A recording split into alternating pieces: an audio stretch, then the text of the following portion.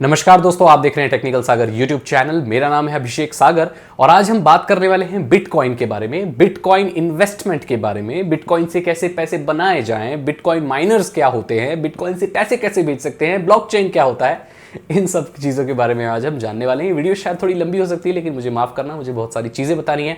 इत्मीनान से बैठिए और मैं आपको बिटकॉइन के बारे में सारी इन्फॉर्मेशन देने वाला हूँ आज इस वीडियो में। बिटकॉइन क्या है, पहले शुरुआत करते हैं बेसिक क्वेश्चन से। बिटकॉइन क्या है? बिटकॉइन एक डिसेंट्रलाइज्ड क्रिप्टो करेंसी है। मतलब ये एक करेंसी है जो इंटरनेट पर है, इसका कोई फिजिकल एग्जिस्टेंस नहीं है। जैसे कि हमारे रुपए होते हैं, तो 1 रुपये 2 रुपये के सिक्के होते हैं जिन्हें आप छू सकते हो, पॉकेट में रख सकते हो, पर्स में रख सकते हो। लेकिन जो बिटकॉइन है ये इंटरनेट की करेंसी है, ये सिर्फ इंटरनेट पर ही है, राइट? आप फेसबुक को अपने हाथ में लेके तो नहीं घूम सकते हो आप, फेसबुक इंटरनेट पर है। तो ये जो करेंसी है ये इंटरनेट पर है, ये क्रिप्टो करेंसी है। मतलब इसके जितने भी ट्रांजैक्शन होते हैं जो आप इन्हें वॉलेट में स्टोर करते हो, ये इनक्रिप्टेड रह के स्टोर होते हैं। अगर आपको नहीं पता है कि इंक्रिप्शन क्या होता है, इंक्रिप्शन मतलब अगर साधारण भाषा में कहा जाए, किसी नॉर्मल टेक्स्ट को, किसी नॉर्मल लिखी हुई चीज़ को, किसी इमेज को, किसी सॉन्ग को मशीनी लैंग्वेज में चेंज कर दिया जाए और उस चीज़ को सिर्फ मशीनें ही पढ़ सकें जिस मशीन को हम पढ़वाना चाहते हैं। इंसानी दिमाग, इंसानी आंखें उसको नहीं पढ़ सकती, मशीनी लैंग्वेज में चेंज हो जाता है। मशीनी लैंग्वेज में क्यों चेंज हो जाता है? ताकि कोई इंसान इसको आसानी से हैक ना कर पाए और वो जो चीज़ जिस इंसान के लिए या जिस मशीन के लिए है वो उसे वही पढ़ पाए, राइट? तो ये क्रिप्टो करेंसी होती है, इंक्रिप्शन होता है इसके सारे ट्रांजैक्शन में। इसकी वैल्यू घटती और बढ़ती रहती है। इसको नए तरीके पे कमाया भी जा सकता है। अब जैसे अब आप अपनी जो करेंसी है, जो रुपए हैं, 1 रुपये 2 रुपये, कहाँ रखते हो? अपने पर्स में रखते हो। पर्स को क्या वॉलेट भी बोलते हैं, ठीक है? वॉलेट में रखते हो बेसिकली। ऐसे ही इंटरनेट पर भी एक वॉलेट होता है, ये एक अकाउंट होता है इंटरनेट, जहां पर आप अपने बिटकॉइन को सेव करके रख सकते हो।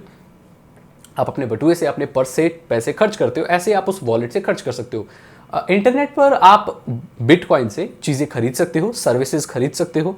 और ये हैकर्स की, ब्लैक हैट हैकर्स की बहुत पसंदीदा चीज़ रहती है, क्योंकि ये डिसेंट्रलाइज्ड है। गवर्नमेंट का इस पर कोई रोक नहीं है, सरकार का कोई रोक नहीं है। सरकार इसके फ्लो को डिसाइड नहीं कर सकती, क्योंकि ये लोगों ने बनाई है और ये अपने लिए ही बनाई है। क्रिप्टो करेंसी खुद ही अपने आप ही काम करती है और कोई इसका वो नहीं है, मालिक नहीं है।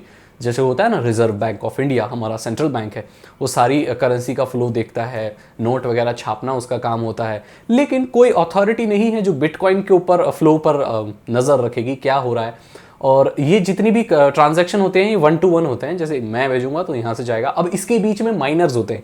बोलेंगे यार बिटकॉइन ठीक है, समझ आता है, इंटरनेट की करेंसी है, बनी हुई है, ठीक है, इससे हम चीज़ें खरीद सकते हैं, हम सब कुछ ठीक कर सकते हैं जो इंटरनेट पर नॉर्मल करेंसी से कर सकते हैं, बिटकॉइन से कर सकते हैं। लेकिन ये माइनर्स क्या होते हैं, आखिर ये कौन सी चीज़ है? देखिए, जब आप पैसे भेजते हैं तो उसको ऑथराइज करने के लिए कि ये ट्रांजैक्शन सही है, ये रियल में बिटकॉइन भेजे गए हैं, इसको चेक करने के लिए माइनर्स होते हैं। वो बीच में वो प्रोग्रामर्स होते हैं जो अपने कंप्यूटर को पूरा उस पर ही छोड़ देते हैं, अपने कंप्यूटर का इस्तेमाल करते हैं इन सारे ट्रांजैक्शन को ऑथराइज करने के लिए। ठीक है, मैं हूं राम, मैंने पैसे भेजे श्याम को, तो शाम तक पहुंचे, बीच में जो मैंने भेजा है वो सही भेजा है, क्योंकि इंटरनेट की दुनिया है, कुछ भी हो सकता है। यहां से मैं 10 रुपये भेज रहा हूं, बीच में चेंज करके 20 तो नहीं हो जा रहे, या मैं दिखा रहा हूं कि मैं 20 रुपये भेज रहा हूं, कहीं मैं 5 रुपये तो नहीं भेज रहा हूं। इंटरनेट है, कुछ भी हो सकता है। इस चीज को वेरीफाई करने के लिए बीच में एक एजेंट होता है जिसे माइनर कहा जाता है। वो ये देखता है कि जो ट्रांजैक्शन हो रहा है वो रियल ट्रांजैक्शन है, सही तरीके से हो रहा है। तब वो फिर 2-3 माइनर्स के होकर पास होके चेक होते हुए जाता है और उस इंसान के वॉलेट में वो पैसे, वो बिटकॉइन जमा हो जाते हैं। अब आप मुझसे कहोगे, जो वो माइनर है बीच में, उनका क्या फायदा? वो सोशल सर्विस तो करने बैठे नहीं है, समाज सेवा तो करने बैठे नहीं है कि भैया आपने अपना कंप्यूटर लगा लिया, जो लोग भी बिटकॉइन से खरीदेंगे बेचेंगे, मैं उन्हें चेक करूंगा, बदले में मुझे कुछ नहीं मिलेगा। जी नहीं, ऐसा नहीं है। जो माइनर्स होते हैं, जो ट्रांजैक्शन को ऑथराइज करते हैं कि हाँ इसने यहाँ पर ये पैसा भेजा, इसका ट्रांजैक्शन ये सही है, मैंने इसको पास कर दिया, इसके बदले उन्हें बिटकॉइन मिलते हैं। और यही तरीका है नए बिटकॉइन बनाने का। जो बिटकॉइन होते हैं जो वो बनाए जा सकते हैं, वो माइन किए जा सकते हैं, तो वो जो ऑथराइज करने के लिए उन्हें कुछ सातोशीज मिलती हैं। सातोशी बहुत छोटी यूनिट होती है बिटकॉइन की, राइट? एक बिटकॉइन 1.5 लाख 2 लाख तक होता है एक बिटकॉइन की वैल्यू, या कम बढ़ती भी होती रहती है। तो कुछ बिटकॉइन की जो करेंसी वो माइनर को मिल जाती है, और ऐसे ही माइनर पैसे कमाता है। भैया वो अपना टाइम दे रहा है, वो अपना कंप्यूटर दे रहा है, काम कर रहा है, तुम्हारे ट्रांजैक्शन को ऑथराइज कर रहा है, राइट। अब जिस ट्रांजैक्शन की फी भी होती है, आप बिटकॉइन में भेज रहे हो तो आपको अगर $100 भेजने हैं तो 101 डॉलर लगेंगे, आपको $1 की फी लगेगी आपको। जितनी ज्यादा फी होगी उतना तेज आपका ट्रांजैक्शन जाएगा, क्योंकि जितना ज्यादा पैसा दोगे उतना जल्दी काम होगा, सीधी सी बात है, राइट। उसकी फी माइनर को भी मिलेगी, और जिस कंपनी के थ्रू आप भेज रहे हो, ब्लॉकचेन से भेज रहे हो, किससे भेज रहे हो, वो भी थोड़ी फीस रखेगा और आपका ट्रांजैक्शन जल्दी चला जाएगा। अगर फी कम होगी, अनकन्फर्म्ड ट्रांजैक्शन का भी इसमें एक माइनस पॉइंट भी, देखो प्लस पॉइंट होता है हर चीज का, माइनस पॉइंट भी होता है। अब जरा सोचो, मैंने यहां पर $2,500 भेजे, बिटकॉइन में कन्वर्ट करके देख लो, वो भेजे।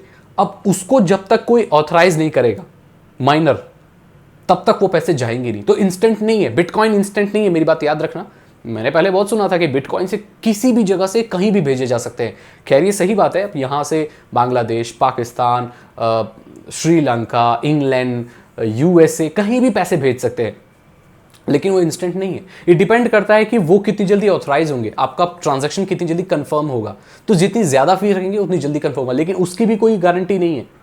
अब कोई इसमें अथॉरिटी नहीं है उसको देखने वाली, तो ये इसका माइनस पॉइंट है कि आपके पैसे गुल भी हो सकते हैं। वैसे कहीं बिटकॉइन से पैसे कहीं जाते नहीं है, या तो वो सेंडर तक रहते हैं या रिसीवर तक रहते हैं, लेकिन ट्रांजैक्शन बहुत डिले भी हो सकता है। अब आपको पैसे आज भेजने हैं और आपके पैसे 1.5 महीने बाद जा रहे हैं, तो उसका तो कोई पॉइंट ही नहीं बनता, राइट। समझे आप मेरी बात। तो ये पूरा केस है बिटकॉइन का। क्या इससे पैसे बनाए जा सकते हैं? बनाए जा सकते हैं, बिल्कुल। जैसे आज बिटकॉइन का रेट है, एग्जांपल के तौर पर बता रहा हूं ताकि आपको समझने में आसानी हो। आज बिटकॉइन का रेट ₹50 है, जो कि सबसे लोएस्ट है एक बिटकॉइन का। वैसे 50 होता नहीं है, 50,000, 1000, 1.5 लाख ऐसे होता है, तो मान के चलो 1.5 लाख ही लगते हैं। आज जो बिटकॉइन, एक बिटकॉइन की वैल्यू ₹1.5 लाख है, समझ लेते हैं, तो ये सबसे कम है। तो मैंने एक बिटकॉइन खरीद लिया जो कि ₹1.5 लाख का है। अब आने वाले समय में, क्योंकि बिटकॉइन लिमिटेड है मार्केट में, राइट, इसकी जो वैल्यू घटती बढ़ती रहती है, और कल जाकर एक बिटकॉइन की वैल्यू ₹2 लाख हो गई, लेकिन मैंने तो 1.5 लाख में खरीदा था। तो अब मैं अपने उस बिटकॉइन को ₹2 लाख में बेच सकता हूं, 50,000 का फायदा मुझे हो गया। लेकिन अगर इसको मैं और लॉन्ग टर्म तक होल्ड करके रखूं, 5 साल तक रखूं, तो जरा सोचिए कि अगर बिटकॉइन की वैल्यू बढ़ती रही, और बढ़ ही रही है, 2011, 2000 बहुत से बढ़ी रही है, तो मेरे वो ₹1.5 लाख 10 लाख भी हो सकते हैं, 20 लाख भी हो सकते हैं, पोटेंशियल बिल्कुल है। तो ये नई चीज़ है, crypto currency is a new thing, but आप इसमें इन्वेस्ट कर सकते हैं। इन्वेस्ट इतना ही करें जिसका लॉस आप झेल पाएं। आपके पास कुल मिलाकर अगर 50 ही रुपए हैं, ₹50 इन्वेस्ट कर दोगे, सब लुट जाएंगे तो आपके पास कोई पैसा नहीं रहेगा। ₹5 इन्वेस्ट करो ताकि उसका लॉस भी हो जाए, और अगर प्रॉफिट भी हो जाए तो फायदा, लॉस भी हो जाए तो ज़्यादा नुकसान ना हो। समझे, नई चीज़ है, धीरे धीरे चलना चाहिए। काफ़ी अच्छी चीज़ है, इन्वेस्ट कर सकते हो। मैंने भी इन्वेस्ट किए थे, कुछ ₹1000 किए थे, और फिर वो ₹2000 हो गए थे, मतलब 1,500-2,000 हो गए थे। और अगर आपको एक इंटरेस्टिंग बात बताऊं, अगर 2004 में या कभी अगर किसी ने बिटकॉइन खरीदा होता ₹4000 का, तो आज वो करोड़पति होता। इतनी वैल्यूज चेंज होती हैं बिटकॉइंस की, समझे आप मेरी बात। तो बिटकॉइन समझ। ब्लॉकचेन क्या है? ब्लॉकचेन ज़ेब पे इंडिया में सबसे पॉपुलर है, वहां से आप बिटकॉइन खरीद सकते हैं, बिटकॉइन को होल्ड करके रख सकते हैं, और जैसे उसकी वैल्यू बढ़े, जैसे शेयर्स के केस में होता है, आप बेच सकते हैं उसको और पैसे ज़्यादा कमा सकते हैं। उसका जो पैसे आते हैं वो आपके डायरेक्ट बैंक में आते हैं। ज़ेब पे करके एक मोबाइल वॉलेट है जो बिटकॉइन को सपोर्ट करता है, वो बिटकॉइन वॉलेट है बेसिकली। तो आप ट्राई कर सकते हैं। अगर आप दूसरी कंट्री में रहते हैं तो ब्लॉकचेन को ट्राई कर सकते हैं।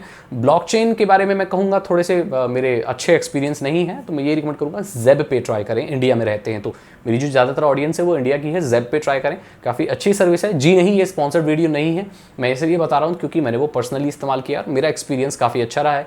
25,000 50,000 तक ट्रांजैक्शन मैंने किए हैं बिटकॉइन से, और वो बहुत ही स्मूथली हो गए, कोई प्रॉब्लम मेरे को नहीं हुई।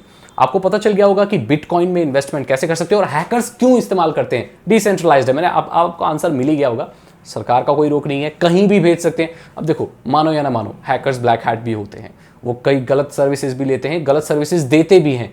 तो दुनिया के कौन से कोने से पैसा आ रहा है, सरकार का रोक टोक होगा। अगर नॉर्मल करेंसी से आएगा, तो बिटकॉइन से आएगा, तो सरकार का कोई रोक टोक नहीं होगा, और कहीं से भी पैसे लिए जा सकते हैं और कहीं भी भेजे जा सकते हैं। पूरी दुनिया इसमें सिमट के रह जाती है, और ये बहुत अच्छी चीज़ भी है, लेकिन इसका लोग गलत फायदा उठाते हैं, black hat hackers. I hope आपको अपने सारे सवालों के जवाब मिल गए होंगे बिटकॉइन के बारे में। अगर आपका कोई क्वेश्चन फिर भी रह जाता है तो आप कमेंट में ज़रूर लिखिए, मुझे खुशी होगी उनका जवाब देकर। अगर आपको ये वीडियो अच्छी लगी तो इसे लाइक करें, अपने दोस्तों के साथ शेयर करें, और अगर आप मेरे चैनल पर नए आ गए हैं तो इस चैनल को सब्सक्राइब करें, क्योंकि मैं इथिकल हैकिंग और साइबर सिक्योरिटी और टेक्नोलॉजी और मनी मेकिंग, मार्केटिंग, व्लॉग्स, इन सब चीज़ों के बारे में आपको बताता रहता हूँ, आपको नई नई चीज़ें सिखाता रहता हूँ। मैं मिलता हूँ आपसे अगली वीडियो में। Thank you so much and good bye.